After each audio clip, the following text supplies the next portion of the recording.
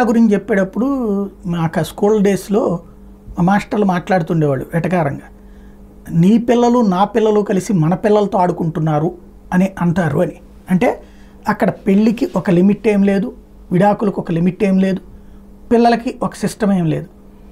ఒక అమ్మాయి ఒక అబ్బాయి పెళ్లి చేసుకుంటారు, వాళ్ళకి బిడ్డలు పుడతారు, ఆ తర్వాత వీళ్ళిద్దరు విడిపోయి ఈ అమ్మాయి ఇంకొక అబ్బాయిని చేసుకుంటారు, ఆ అబ్బాయి ఇంకొక అమ్మాయిని చేసుకుంటారు, మళ్ళీ వాళ్ళిద్దరికి కాపురం, వాళ్ళకి పిల్లలు పుడతారు, మళ్ళీ వాళ్ళు విడిపోతే మళ్ళీ ఇంకొకళ్ళతో ఇట్లాగా.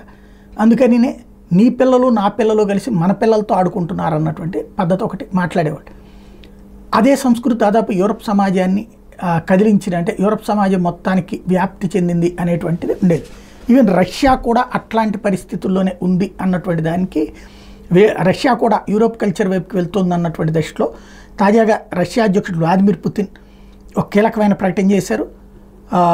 నేను పేరెంట్ 1 పేరెంట్ 2 సంస్కృతికి వ్యతిరేకిని, నా కంట్లో ఊపిరిన్నంత వరకు, నా ఒంట్లో ఓపిక ఉన్నంత వరకు, నా కంఠంలో ప్రాణం ఉన్నంత వరకు కుటుంబ వ్యవస్థని, అమ్మా నాన్న వ్యవస్థనే కొనసాగిస్తాను అన్నటువంటి.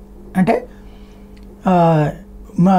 ఇది మొదటి తల్లి రెండో తండ్రి ఇట్లాంటి లెక్కలు కాకుండా మా అమ్మ మా నాన్న అని చెప్పుకునేటటువంటి సంస్కృతిని ఉంచుతాను అని చెప్పడం అన్నటువంటిది కీలక అంశం.